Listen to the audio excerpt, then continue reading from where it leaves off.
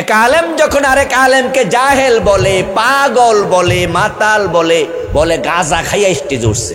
আহ খোদা, বলে কি!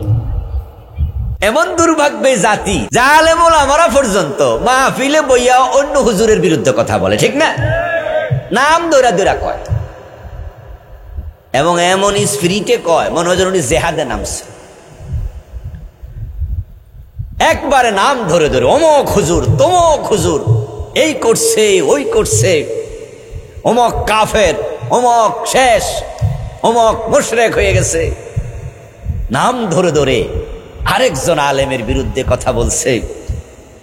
একজন আলেম যখন জনসম্মুখে আরেক আলেমের বিরুদ্ধে কথা বলে, সাধারণ মানুষের কাছে আলেমদের সম্মান বাড়ে না কমে? আপনারা কেউ কেউ বলবেন যে হুজুর, তো আপনারা হুজুররা যদি ভুল করেন তো আরেক হুজুর আইসা কইব না? আমি বলবো, দোস্ত, হ্যাঁ, আমি আপনার বিরুদ্ধে বলছি, আপনি ভুল করছেন, আর মনে মনে ভাবছি আমি হইলাম ফেরেশতা, আমি কোনো ভুল করি না। এটা কি ঠিক? আমার ভুল নাই? তো আমি যে আপনার ভুল ধরছি, আমার এটাও তো বোঝা উচিত যে আমারও কি হয়, ভুল হয়। তবে হ্যাঁ, আল মুমিনু মিরআতুন লিআখিহি, হাদিসে আছে একজন মুমিন আরেক মুমিনের জন্য আয়না। কিছু ভুল আছে যেগুলো ওপেন বলতে হয়, গোপন নয়। ওপেন ভুল করেছে, ওপেন সমালোচনা হবে, ওপেন সংশোধন হবে। গোপনে বললে মানুষ জানবে না এটা যে ভুল। কিন্তু আমার প্রশ্ন আপনার কাছে, ওই সমালোচনা কি ভালোবাসার সাথে হতে পারে না? শালীনভাবে হতে পারে না? উত্তম ভাবে হতে পারে না? কিন্তু আমি যদি আপনাকে ছোট করে কথা বলি, আপনার ইজ্জতে হাত দেই, আপনাকে এমন ভাবে কটাক্ষ করি মানুষের সামনে, আপনিও আলেম, আমিও আলেম, এক আলেম যখন আরেক আলেমকে জাহেল বলে, পাগল বলে, মাতাল বলে, বলে গাঁজা খাইয়া স্টেজে উঠছে। আহ খোদা, বলে কি! লজ্জায় মাথা হেট হয়ে যায়। একজন আলেম আরেকজন আলেমকে বলবে গাঁজা খাইয়া স্টেজে উঠছে। আরে গাঁজা কারা খায়? কোন মানের লোকেরা খায়? আর তুমি তোমার আরেক আলেম ভাইকে এই শব্দ বলছো, দোস্ত। এজন্য নবীজি বলছে, আল কাইয়িসু মান দানা নাফসাহু ওয়া আমিলা লিমা বাদাল মাউত। অন্যের দোষ খোঁজা এটা চালাক মানুষের লক্ষণ নয়, সচেতন মানুষের লক্ষণ নয়। রাসূল সাল্লাল্লাহু আলাইহি ওয়াসাল্লাম বলেন, যে ব্যক্তি আত্মসমালোচনা করে নিজের দোষ নিজে খুঁজে সংশোধিত হয়, সেই হলো আসল চালাক মানুষ। কারণ নিজের দোষ যদি খুঁজে পায়, তওবা করার সুযোগ আছে না নাই? তো আমরা আজকে আলোচনাটা করব নিজের জন্য, যে আমরা ক্ষতিতে পড়ে থেকে মরতে চাই না, আমরা ক্ষতি থেকে বাঁচতে চাই। এখান থেকেই জান্নাতের সার্টিফিকেট নিয়ে মরতে হবে। জান্নাত আখেরাতে বন্টন হবে, কিন্তু কামাই করতে হবে কোথায়? দুনিয়ায়। নিঃশ্বাস বন্ধ হলে আর আমল করার সুযোগ নাই। আমল যত সব এখানে হবে, ওখানে বন্টিত হবে। দুনিয়াকে বলা হয় আখেরাতের কৃষিক্ষেত। দুনিয়া মাজরাতুল আখিরা। যত আমল করো এখানে করো দোস্ত, অন্যদিকে বেশি তাকানো দরকার নাই। কু আনফুসাকুম, আগে নিজে বাঁচো, তারপরে হলো আহলিকুম, তারপরে কাকে বাঁচাও? পরিবারকে বাঁচাও। এরপরে মানুষের সাথে কথা বলো। গল্প করে করে সময় যেন নষ্ট না হয়। Time is gold, time is money, ওয়াল আসর। তোমার জীবনের কসম, আল্লাহ সময়ের কসম করে বুঝায়, আল্লাহর কাছে সময়ের দাম অনেক বেশি। কত মানুষ হাসরের ময়দানে সামান্য সওয়াব কমতির কারণে জাহান্নামে যাবে, অথচ তার হাতে সময়ের অভাব ছিল না। কত সময় সে অপচয় করেছে। নবীজি বলেছেন যে উকুনের ডিম পরিমাণ সওয়াব কম, অতটুকু কমের কারণে কত লোক জাহান্নামী হবে। কি পরিমাণ কম? ওয়াজ বাড়িত নিয়েন। উদাহরণটা দিছে রাসূল। কিসের ডিম? কথা বলেন, কিসের ডিম? উকুন চিনেন? এক একটাকে হাতির মতো বড়। কতটুকু? তো তার ডিম কতটুকু? উদাহরণটা বুঝছেন? লাগবে না। উকুনের ডিম রাসূলের উদাহরণটা বুঝেন। এই উদাহরণ রাসূলুল্লাহ ফাইলো কই? আমি হাদিস পড়া অবাক হলাম যে নবীজি সাল্লাল্লাহু আলাইহি সাল্লাম বলেছে মিসলু সাওয়াবা, উকুনের ডিম। আরে শব্দ, তাহলে বোঝা গেল সৌদি আরবও কি আছে? উকুন আছে। উকুনের ডিম পরিমাণ কম, এর মানে কি? এটা কোরআনের আয়াতের ব্যাখ্যা। وأما من ثقلت موازينه فهو في عيشة راضية وأما من خفت موازينه فأمه هاوية। আল্লাহ মাপ দেবে, সওয়াব বেশি জান্নাত, সওয়াব কম জাহান্নাম। এখন উকুনের ডিম পরিমাণ সওয়াব কম, এত কম। লোকটা আফসোস করে বলবে, হায় রে, দুনিয়া যদি একবার সুবহানাল্লাহ বেশি পড়তাম, একবার আলহামদুলিল্লাহ বেশি পড়তাম, তাহলে আজকে আমি জাহান্নামী হওয়া লাগতো না। একবার সুবহানাল্লাহ, একবার আলহামদুলিল্লাহ পড়লে আকাশ এবং জমিনের মাঝখানে যে খালি জায়গা আছে আল্লাহ ওই পরিমাণ সওয়াব দিয়ে দেয়। এজন্য আমলের কাজে নিজেকে আগায়া দেবেন।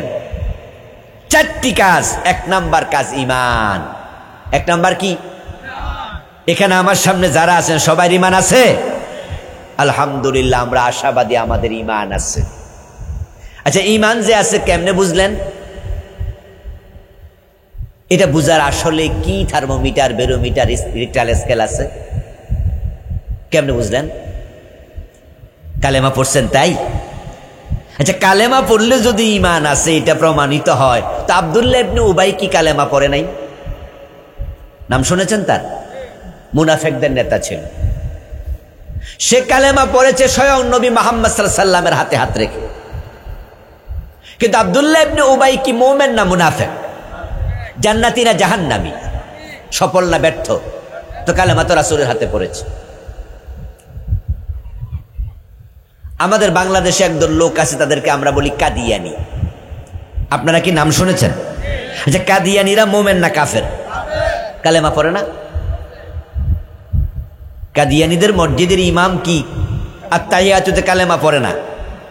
কাদিয়ানিদের মসজিদের মুয়াজ্জিন কি আজানের মাঝে আশহাদু আল্লা ইলাহা ইল্লাল্লাহ বলে না? তো কালেমা তো সেও পড়ে। আমার প্রিয় ভাইয়েরা, এই দেশে কত লোক যে কালেমা পড়ার পর মুশরিক, কালেমা পড়ার পর কাফের, তার কোনো হিসাব নাই। 5 ওয়াক্ত নামাজ পড়ে আবার মাজারে যাইয়া সেজদা মারে, এমন লোক বাংলাদেশে আছে না নাই? আপনাদের এই এলাকায় মাজার আসেনি? আছে।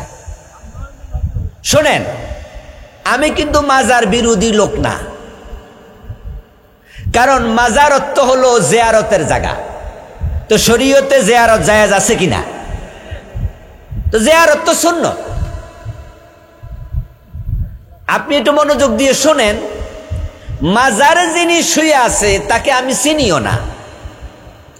হযরত শাহজালাল রহমতুল্লাহ আলাইহি, শাহ পরান রহমতুল্লাহ আলাইহি, উনারা কি ভালো মানুষ না? উনাদের মাজার আছে না? তো মাজারে যারা শুয়ে আছে সবাই কি খারাপ মানুষ? এই কথা বলার কোনো সুযোগ আছে? তাহলে আমি মাজার বিরোধী কেমনে হই? কিন্তু আমি বিরোধী কিসের এবার শুনতে হবে। আমার দোস্ত, যেই লোকটা মাজারে সেজদা দিল, আল্লাহ ছাড়া অন্যকে সেজদা দেয়া হলো শিরিক। যখন সে মাজারে সেজদা দিল তখন তার ঈমান আছে না চলে গেছে? এজন্য মাজারওয়ালাকে একসাটিয়া দোষ দেওয়ার কোনো সুযোগ নাই। কারণ আল্লাহর এমন কিছু বান্দার মাজারও আছে যে বান্দারা নিজেরাই শিরিকের বিরুদ্ধে ছিলেন। যেমন শাহ পরান, শাহজালাল রহমতুল্লাহ আলাইহিমা, উনারা দুজন আরব থেকে এই বাংলাদেশে, তখন তো বাংলাদেশ ছিল না, ভারত উপমহাদেশ ছিল, আরব থেকে ভারতে আসছে, 2 জন মুশরিকের বিরুদ্ধে তলোয়ার হাতে নিয়ে জিহাদ করেছে। শাহজালাল রহমতুল্লাহ আলাইহির মাজার আমি গিয়েছিলাম ছাত্র জীবনে 2001-এ, না জানি 2000-এ, কম বেশি ওই সময় ছাত্র জীবনে। সেখানে গিয়ে মানুষ দেখে গজার মাছ, শৈল মাছ। আর আমরা গিয়েছিলাম সিলেট ঘুরতে। তারপরে আমরা একদল ছাত্র উনাকে সালাম দিতে গেলাম, জিয়ারত করতে গেলাম, গিয়ে আমরা খোঁজ নিলাম যে শুনেছি শাহজালাল রহমতুল্লাহ আলাইহির সেই জেহাদের তলোয়ারটা নাকি এখনো এখানে কার বাড়িতে আছে। একজন আমাদেরকে বলল, হ্যাঁ হুজুর, ওই যে রাস্তা ধরে যান সামনে মোড়ের বাড়িটাতেই ওখানে উনার তলোয়ারটা এক ঘরে আছে, খোঁজেন পাবেন। আমরা গেলাম দল বেঁধে, খুঁজতে খুঁজতে গেলাম।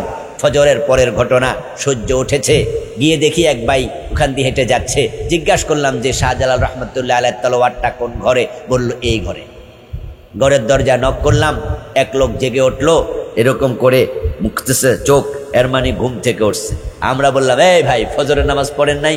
কি নামাজের টাইম কি চলে গেছে? আরে সূর্য উঠে গেছে। আচ্ছা যাই হোক, পড়েন নাই তো পয়রা নিয়েন। এখন শাহজালাল রহমতুল্লাহ তলোয়ার নাকি আপনার ঘরে আছে? বলে হ্যাঁ হ্যাঁ আমার ঘরে আছে। তো আমাদের একটু দেন, একটু দেখি। উনি বলল দাঁড়ান, আনতেছি। আমরা দাঁড়ালাম, উনি ঘরে ঢুকলেন, তলোয়ারটা আনলেন, আমাদের হাতে দিলেন। আমরা 10-12 জন ছিলাম, তো প্রত্যেকে ধরে ধরে দেখলাম যে 2.5 থেকে 3 কেজি ওজন হবে ওনার তলোয়ারটা। শাহজালালের তলোয়ার আজকেও সাক্ষী দিচ্ছে উনি গোরগোবিন্দের বিরুদ্ধে মুজাহিদ ছিলেন, জিহাদ করেছেন, শিরকের বিরুদ্ধে জিহাদ করতে এসেছেন। অথচ উনার মাজারে আজকে মোমবাতি দেয়া হয়,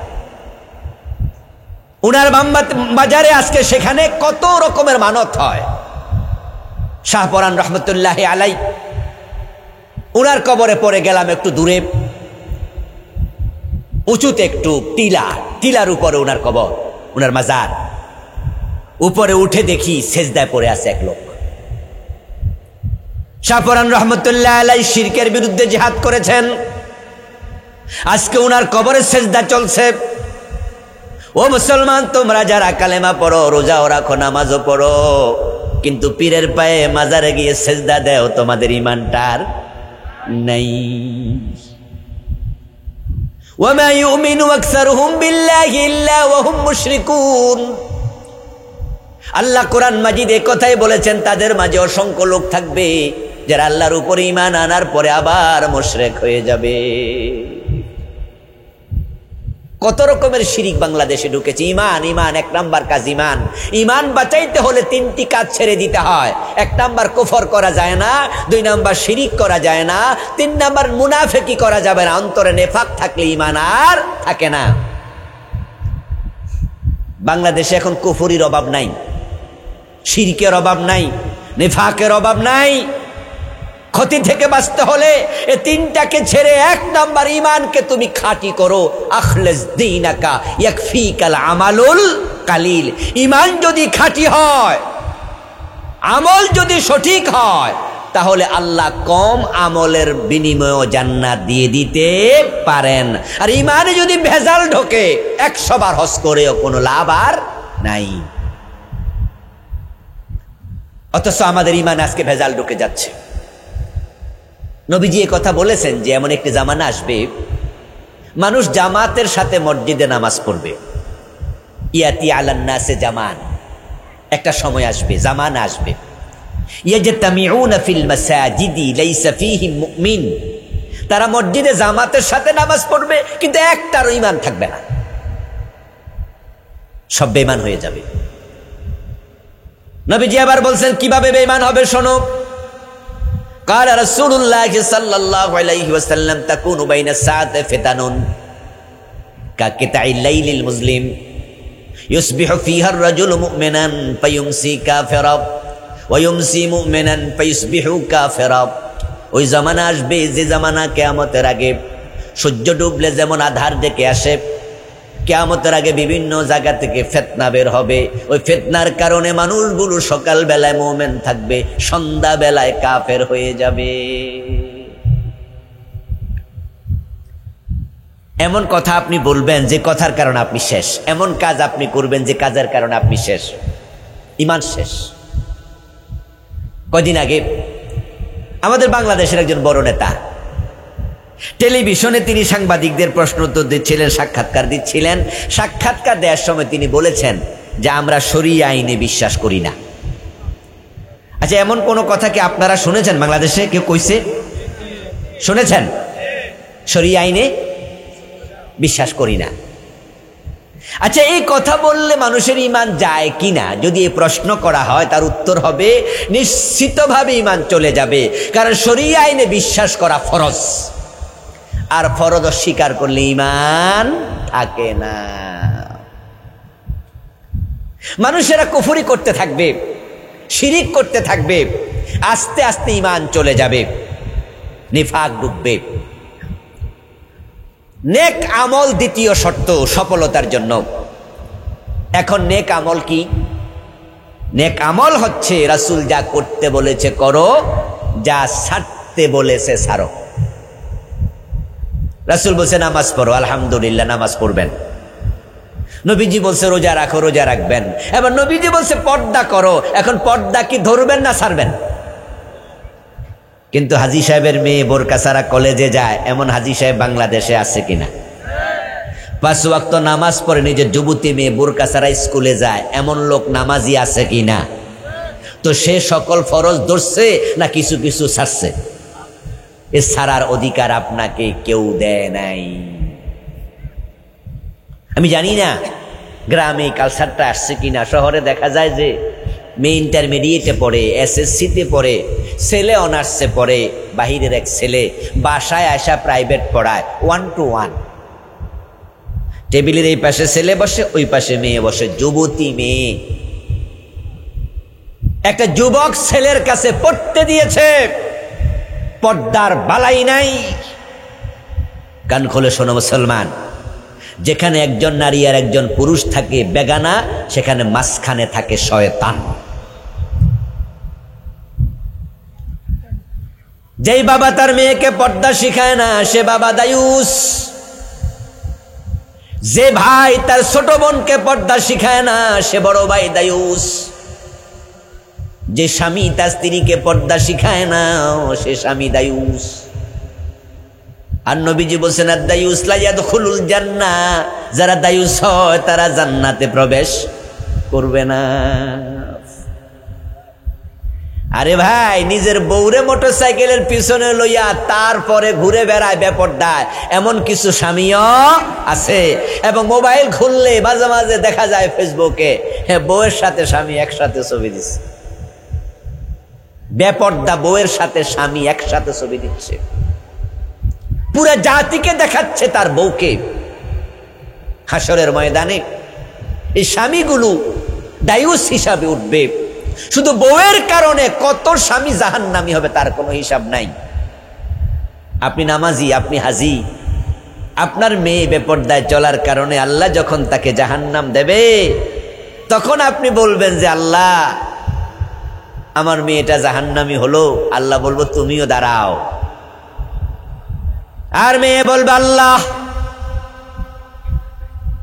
আমার বাবা আমাকে বোরকা ছিলাইয়া দিলে তো আমি জাহান্নামী হতাম না।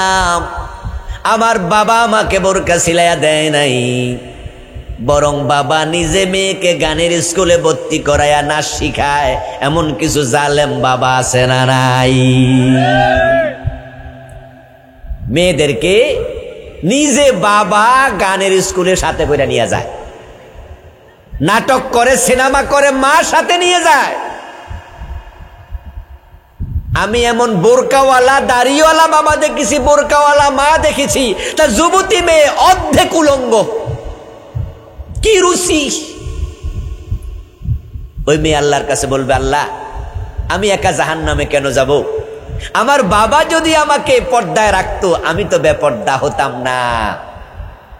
নাজআলহুমা তাহাতা আকদামিনা লিয়াকুনা মিনাল মুসলিমিন। বাবারে ডাকো, আজকে আমি পায়ের তলায় রেখে জাহান্নামে যেতে চাই। নেক আমল মানে নিজে আল্লাহর নবী যা করতে বলেছেন করো, যা ছাড়তে বলেছেন ছাড়ো। শুধু নামাজ, রোজা, হজ, যাকাত নেক আমল নয়। আমার রাসূল মসজিদ যেমন চালাইছে, আমার নবী মদিনার প্রেসিডেন্ট হইয়া কোরআন দিয়া 10 বছর রাষ্ট্র চালাইছে। চালান নাই? নবী শুধু মসজিদের ইমাম ছিলেন, রাষ্ট্রের নেতা ছিলেন না?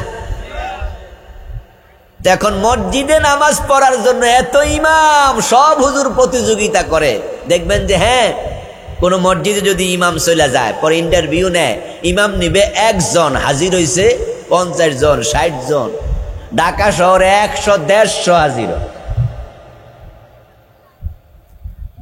মসজিদের ইমামতি ছোট্ট জায়গায় মাত্র 200 মানুষ, 300-500 মানুষের নেতৃত্ব দিবে। এখানে যদি তুমি ইমাম হওয়ার জন্য প্রতিযোগিতা করো, রাষ্ট্রে মানুষ থাকে কোটি কোটি, এক একটা আসনে 5-5 লাখ লোক, 3 লাখ 4 লাখ লোক। এ মুরাদনগরে ভোটার কত খবর নেন, জনসংখ্যা কত খবর নেন, যে আপনার এই মুরাদনগরে একজন ইসলামী নেতা বানানোর জন্য আলেমদের মাঝে প্রতিযোগিতা হওয়া দরকার আছে না নাই?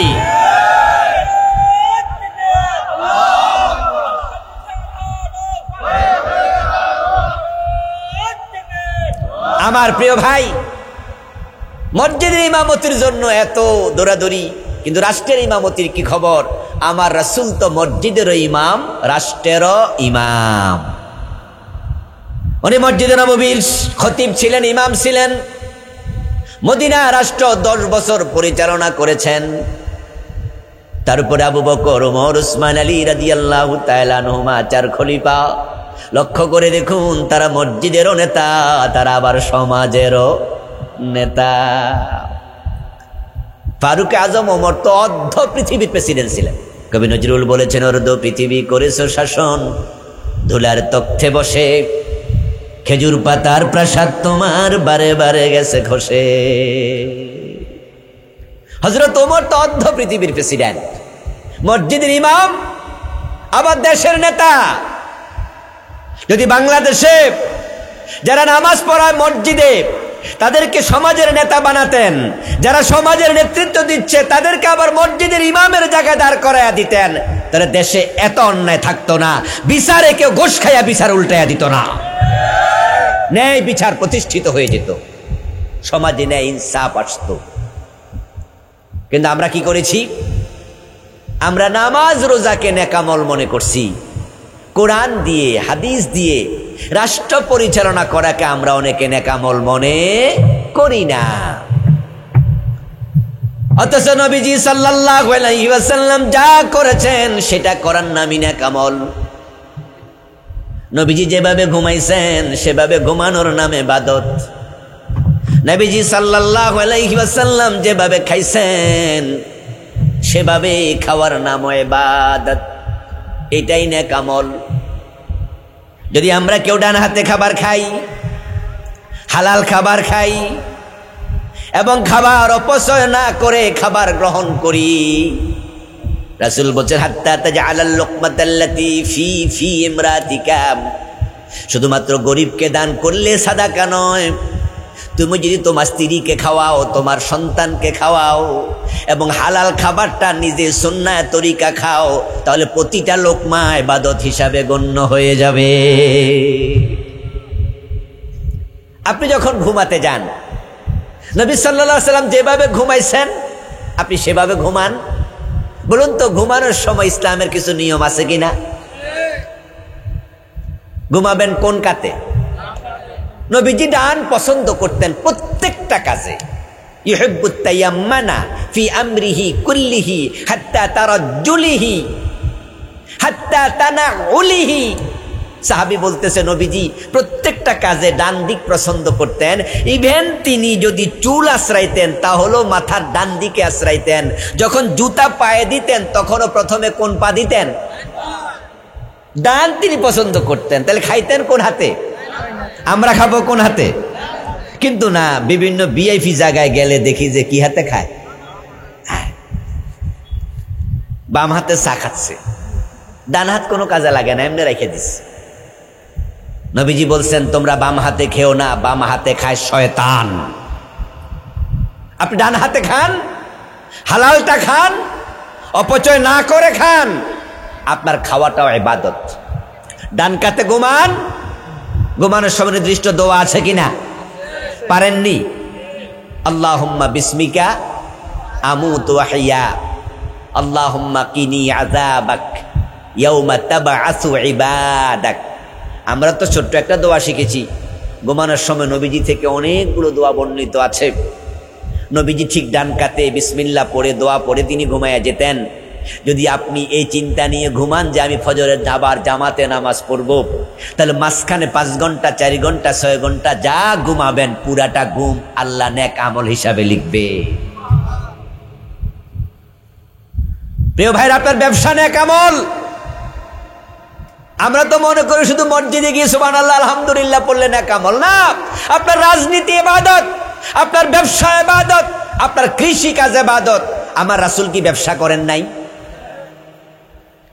قال رسول الله صلى الله عليه وسلم التاجر الصدوق الامين مع الصديقين مع النبيين والصديقين والشهداء। নবীজি বলছেন, যদি কোনো ব্যক্তি সত্যবাদী ব্যবসায়ী হয় তার হাসর হবে নবীদের সাথে, সিদ্দিকদের সাথে, তার হাসর হবে আল্লাহর শহীদ বান্দাদের সাথে। ব্যবসায়ীরা মানুষের যে উপকার করে অন্যরা তো উপকার করতে পারে না। ডাক্তাররা মানুষের যে উপকার করে অন্যরা পারে না। এইভাবে আপনারা যারা কৃষক, আপনারা যে উপকার করছেন আমি সেটা পাচ্ছি না। আপনি কত কষ্ট করে খেতে ধান লাগাচ্ছেন, ধান বড় করছেন, গাছ, তারপরে পানি দিচ্ছেন, সেখানে ঘাস আগাছা তুলে ফেলছেন, তারপরে কাটছেন, তারপরে বাড়িতে এনে সুন্দর করে রেডি করে আপনি চাল বের করে ঢাকা পাঠাচ্ছেন। আমি সেখান থেকে কিনে খাচ্ছি। আচ্ছা বলুন তো, এই যে খাবারটা আমি খেয়েছি, আপনার যে পরিশ্রম, সেখানে আমার কি পরিশ্রম হয়েছে? তাহলে আপনি আমার কাছ পর্যন্ত খাবারটা পৌঁছানোতে আপনার কত কষ্ট। যদি এটা আপনি নেক নিয়তে করেন, সওয়াবের নিয়তে করেন, পুরাটা কৃষি কাজ আল্লাহ ইবাদত হিসাবে লিখে দেন। এই যে আজকে আমি মাহফিলে আসছি, এখানে মাছ দিয়া খাওয়াইছে, মুরগি দিয়া খাওয়াইছে, মাঝে মাঝে আমরা মাছ, ইলিশ মাছ। আরে আপনি কি ভাবেন যে এই ইলিশ মাছটা যে আপনি খাইলেন, আপনি তো যাইয়া কারণ বাজার থেকে কিনে ফেলছেন, এখানে যাইয়া আপনার পাশের বাজার থেকে কিনে ফেলছেন, কিন্তু ইলিশ মাছটা কি ঢাকার কোনো নদীতে হয়েছে? খোঁজ নিয়ে দেখবেন যে হয়তো হতে পারে এটা বঙ্গোপসাগর থেকে। সাগরের 20 কিলোমিটার দূরে যাইয়া আল্লাহর কিছু বান্দা নৌকার মাঝে ঝুঁকি নিয়া এ মেঘ তুফান 3 নম্বর সতর্ক সংকেত লেখা উঠছে টেলিভিশনে, সাগরে থাকা যাবে না। এরপর জীবনে ঝুঁকি নিয়া ওই মাছটা বেটা ধরছে, কিন্তু সে গরিব হওয়াতে এটা সে খায় নাই, বিক্রি করে দিছে। এটা ঢাকায় এসেছে, আমার প্লেটে এসেছে। ওই লোকটা যদি এটাকে ইবাদত মনে করে তাহলে আমার সে তার ইবাদত হবে।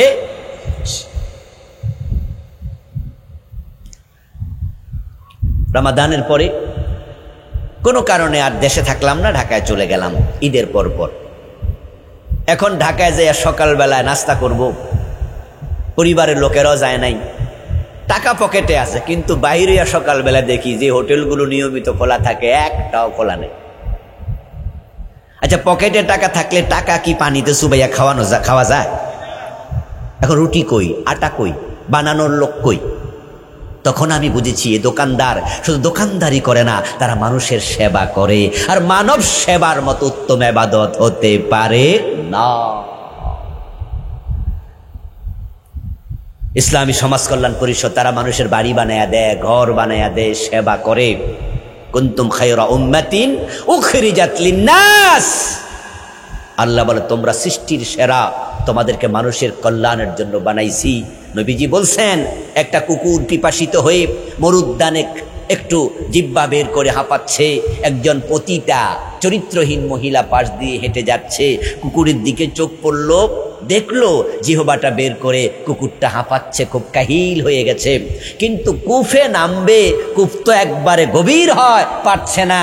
ওই পরিচরিত্রহীন পতিতা নারী, তার পায়ে ছিল চামড়ার মোজা, সেটা খুলে তার ওড়নার সাথে বাঁধলো, বেঁধে সে মোজাটা কূপে ফেললো।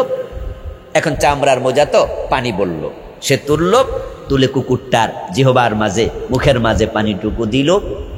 কুকুরটা ওই পানি পান করে পরিতৃপ্ত হলো, কষ্ট থেকে বেঁচে গেল।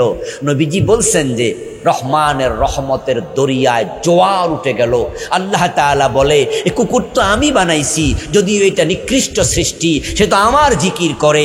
আমার মাখলুকের প্রতি যদি ওই মহিলা এত দয়া দেখাতে পারে, ওই মহিলা পতিতা হোক আর যাই হোক, আমি আল্লাহ কেন দয়া দেখাতে পারবো না? নবীজি বলেন, আল্লাহ তার জীবনের সব গুনাহ মাফ করে দিয়েছে। মানব সেবা, তাহলে কোথায়? কুত্তার সেবা যদি এত বড় হয়, কুকুরের সেবা যদি এত বড় হয়। নবীজি সাল্লাল্লাহু আলাইহি ওয়াসাল্লাম মেরাজের রাতে জান্নাতে গিয়েছেন। রাসূল বলেন, দাখালতুল জান্নাহ ওয়া রাআইতু ফিহা রাজুলান ইয়াতাকাল্লাবু। জান্নাতে ঢুকে দেখি আল্লাহর এক বান্দা জান্নাতে হাঁটে, বিচরণ করে। আমি জান্নাতুল ফিরদাউসে যাইয়াও তারে দেখলাম, নাইমে গিয়েও তাকে দেখলাম, খুলুদে গিয়েও তাকে দেখলাম, মাওয়াতে গিয়েও তাকে দেখলাম। পুরা জান্নাত তার জন্য আল্লাহ খুলে দিয়েছেন। জান্নাতের যত স্তর আছে, যত দরজা আছে, যেখানে যাই সে হাঁটে। আমি ভাবছি নিশ্চয়ই এটা অনেক বড় নেক আমলকারী আল্লাহর বান্দা বটে। জিজ্ঞাসা করলাম, জিবরিল, এই লোকটাকে জান্নাতের যেখানে যাই সেখানে দেখতে পাই, আমার উম্মতকে আমি খবর দিতে চাই তার নেক আমলের ব্যাপারে। আমার উম্মত যেন এভাবে জান্নাতে এসে হাঁটতে পারে, চলতে পারে। আমাকে বলো তার এই জান্নাত পাওয়ার কারণটা কি, নেক আমলটা কি? জিবরিল আমিন তার আমলনামা দেখলেন, নবীজিকে আবার জানালেন, দাখালাল জান্নাতা ফি শাজারাতিন কাতাআহা আন যারিত তারিকি তুজিন নাস, রাওয়াহুল বুখারী। ও রাসূল, তার জান্নাতে প্রবেশের যে কারণ আমি দেখলাম আমলনামায়, সেটা তো গাদা গাদা আমল নয়, বরং রাস্তায় চলাচলের পথে একটা গাছ ছিল। নতুন পথি খাটার সময় রাস্তার মোড়ে গাছ, তাই মাঝে মাঝে হোঁচট খাইতো। এ বেটা সিদ্ধান্ত নিল, এই গাছটা কেটে রাস্তাটা পরিষ্কার করে দে, মানুষ আরামে হাঁটতে পারবে। সে মানুষের চলাচলের জন্য রাস্তা পরিষ্কার করেছে, আর আল্লাহ খুশি হইয়া তার জন্য পুরা জান্নাত খুলে দিয়েছে। মানুষের উপকার করেন, সেবা করেন, মা বাবার সেবা করেন, এলাকাবাসীর সেবা করেন। আমাদের ভাই আফসোস করে বলছে যে এত সুন্দর আয়োজন আমরা করলাম, লোকজন কম আসছে, লোকজন সেভাবে সাড়া দেয় না। উনি বলছে আমার চোখে পানি চলে আসতেছে। আমি বলবো দুঃখ করো না, ভালো কাজে সবসময় লোক কম থাকে, অসুবিধা নাই। এই জন্য জান্নাতের পথে কেউ না চললে একা হলেও চলতে হয়। সেবা করবেন মানুষের, বিশেষ করে মা বাবার, এটা সবচেয়ে বড় নেক আমল। মা বাবার সেবা সবচেয়ে বড় নেক আমল।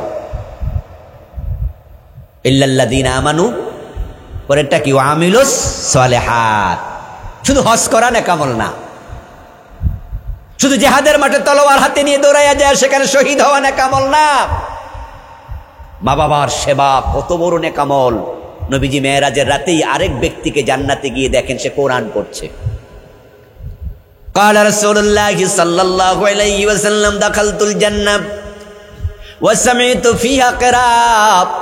আমি জান্নাতে ঢুকলাম, জান্নাতে ঢুকে কেরাত শুনতে পেলাম, সামিতু ফিহাল কোরআন, আল্লাহর এক বান্দা কোরআন পড়ছে। আমি থমকে দাঁড়ালাম, ভাবলাম যদি তাওরাতের অনুসারী হতো, ইহুদি হলে তাওরাত পড়তো, খ্রিস্টান হলে ইঞ্জিল পড়তো, কিন্তু কোরআন যেহেতু পড়তেছে নিশ্চয় সে আমার উম্মত।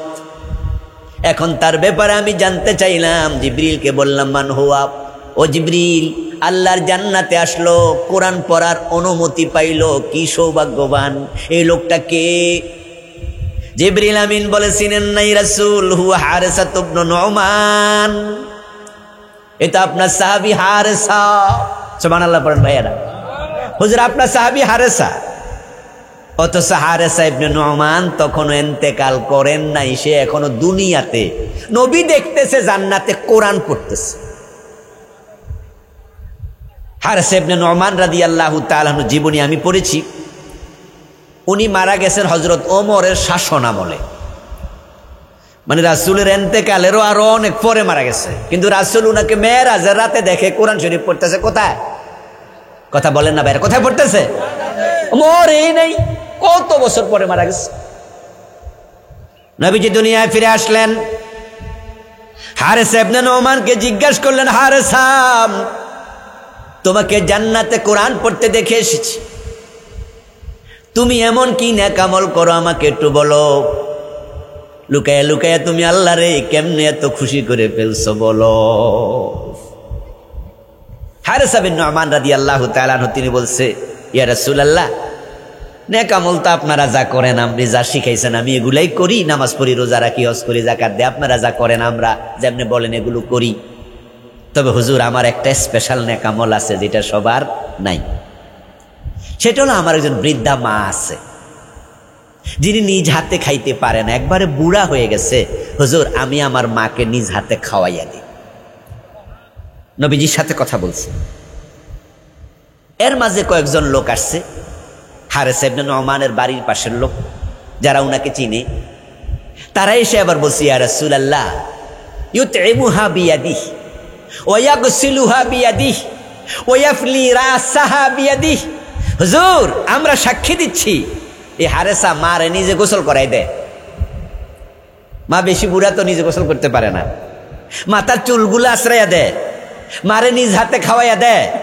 এই সাক্ষী যখন তারা দিল, নবীজি তখন বলেন কাযালিকুমুল বিররু কাযালিকুমুল বিররু কাযালিকুমুল বিররু।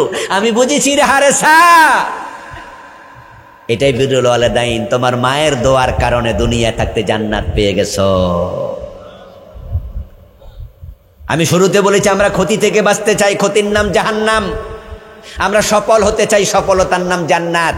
এখন জান্নাতে যেতে হলে মা বাবার সেবা করা দরকার আছে না নাই? শুধু নামাজ রোজা ইসলাম না, নামাজ রোজা নেকামল না, নবীজির সকল আমল নেকামল। নবীজি কোরআন দিয়া মসজিদে 5 ওয়াক্ত নামাজ চালাইছে, আবার কোরআন দিয়া মদিনা রাষ্ট্রটা চালাইছে। এখন আমরা কোরআন দিয়া মসজিদও চালাতে চাই, কোরআন দিয়া বাংলাদেশও চালাতে চাই, দরকার আছে না নাই?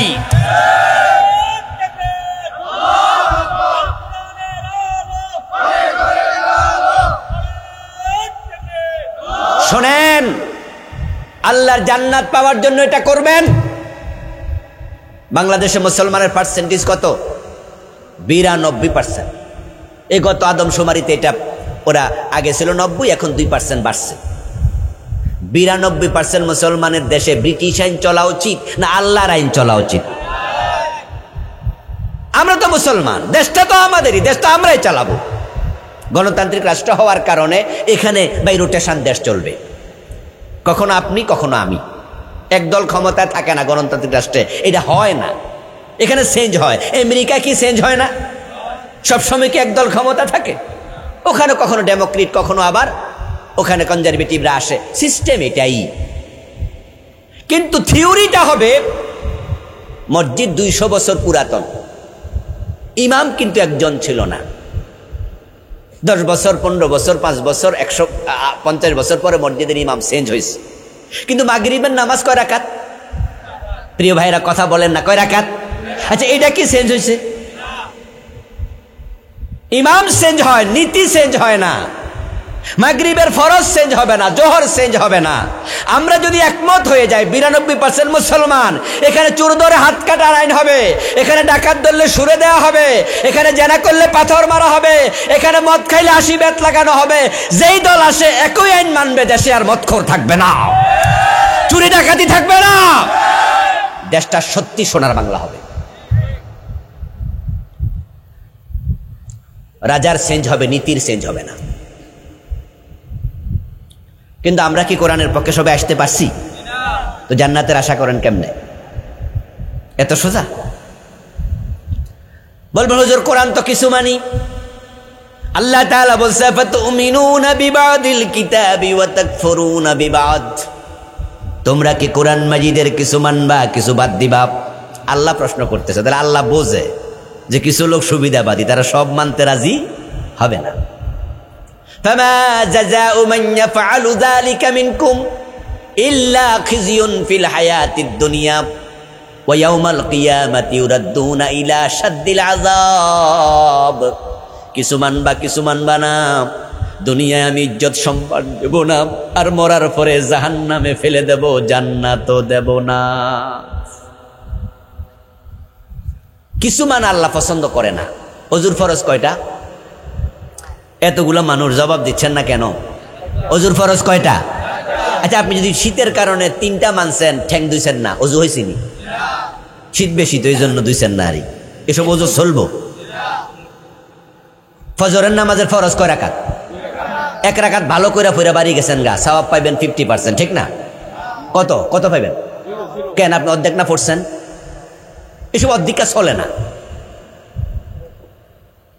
পড়লে পুরা পড়ে, না পড়লে আউট। তোমার অত বান্দা আল্লাহর দরকার নাই। আল্লাহর দরকার সে বান্দার যে বান্দা আল্লাহ সব আইন মানতে রাজি থাকে। আল্লাহ সে বান্দা দরকার। আরে আমাদেরই লাভ হইতো যদি আমরা কোরআনটাকে সব জায়গায় মানতে পারতাম। লাভটা আমাদেরই হতো। আল্লাহর কোনো লাভও নাই, আল্লাহর কোনো লসও নাই। লাভও আমাদের, লসও আমাদের।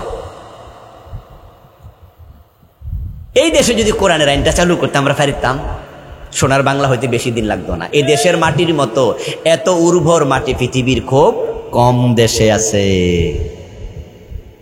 অবাক হবেন আপনারা। আলহামদুলিল্লাহ, আল্লাহ তাআলা পৃথিবীর অনেকগুলো দেশ আমাকে দেখার সুযোগ দিয়েছে। প্রিয় ভাইরা, সৌদি আরবে আপনারাও গেছেন, আমিও গেছি। এখানে দুবাইতে গেছেন, চাকরি করছেন, 2-4 জন থাকতে পারেন। আমিও গেছি দুবাই। সেখানে দেখবেন যে রাস্তার পাশে গাছ আছে, আমাদের দেশেও গাছ আছে। ওদের গাছের নিচে একটু ভালো করে তাকায় দেখবেন যে 5 লাইন আছে। সকালেও পানি দেয়, বিকালেও পানি দেয়, না গাছ মরে যায়। মরুভূমির দেশ তো হয় না, ওদের মাটি উর্বর না। আর সোনার বাংলার মাটি কতটা উর্বর।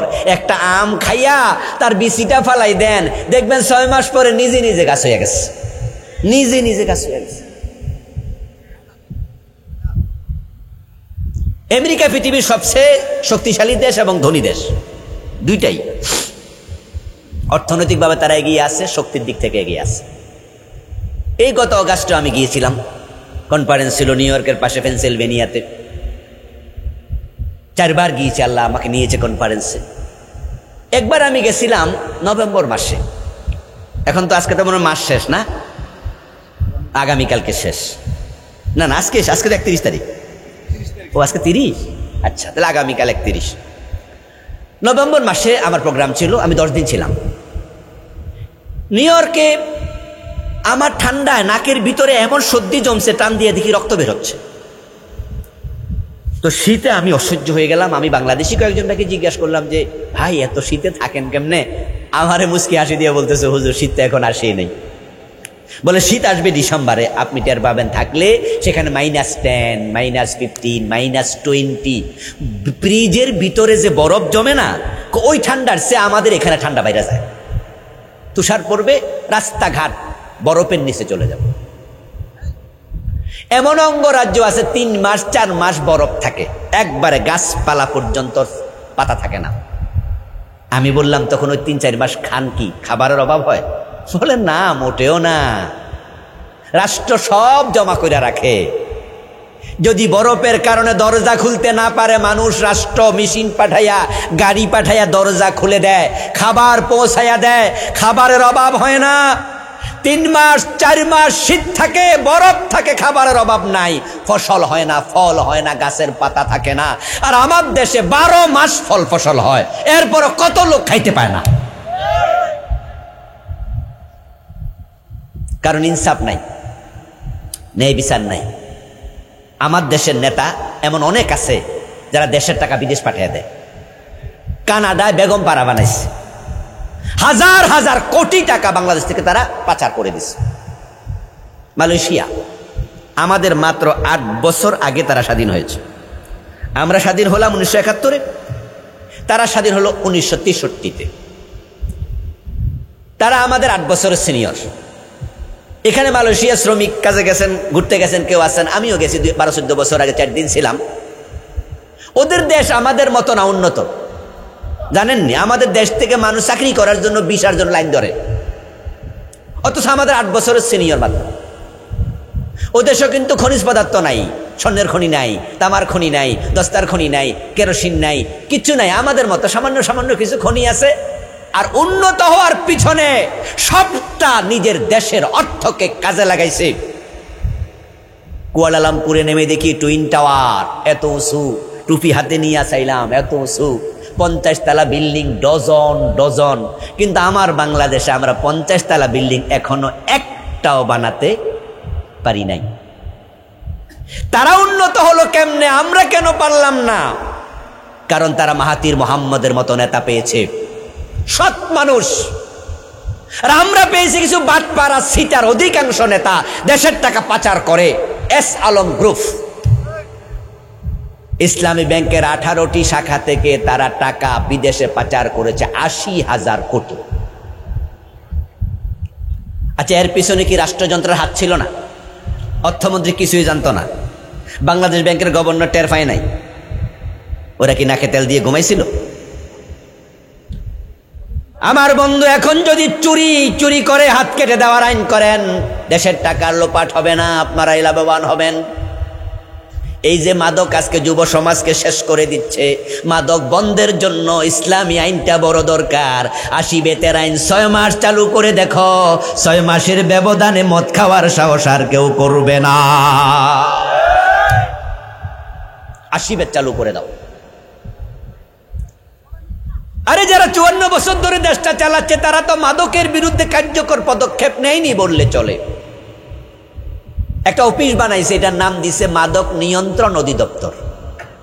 আচ্ছা, আমরা কি মাদকে নিয়ন্ত্রণ চাই না নির্মূল চাই? আপনারা কি চান, নিয়ন্ত্রণ না নির্মূল? তো তারা তো নির্মূলের চিন্তাই মাথায় নাই। কেমনে মদ বন্ধ হবে? ওয়াতাওয়াসাউ বিল হক ওয়াতাওয়াসাউ বিস সবর। হক মানে ইসলাম, আল ইসলাম হাক্কুন ওয়াল কুফরু বাতিলুন। আমরা ইসলামের দাওয়াত দিচ্ছি, এটা দিবেন মানুষকে। ঘরে দেবেন, বাড়িতে দেবেন, পাড়ায় মহল্লায় দেবেন। ওয়াজ শুনতে এসেছেন, মোবাইলে চান্স পাইলে জুমার মসজিদের আলোচনা রেকর্ড করবেন। ভালো ভালো বক্তা আছে, জুমা আলোচনা করে, হুজুরের 40 মিনিটের বক্তৃতা, আধা ঘন্টার বক্তৃতা রেকর্ড করে নিয়ে যাবেন। কারণ এখানে তো আপনার স্ত্রীকে নিয়ে আসতে পারেন নাই, জুমাতে পারেন নাই, মাহফিলে আপনার যুবতী মেয়ে ঘরে আছে। রাতে এশারের নামাজের পরে আগামীকাল যখন খাইতে বসবেন তখন বলবেন যে মা আসো টেবিলে খাইতে বসি। নিজের বোনকে নিয়ে, বউকে নিয়ে, মেয়েকে নিয়ে বসবেন। আজকে কথাবার্তা হবে না, একসাথে ভাত খাও আর মোবাইলটা অন করে দেন। 40 মিনিটের বক্তৃতাটা শুনান, মেসেজটা আপনার মেয়ের কানেও চলে যাবে,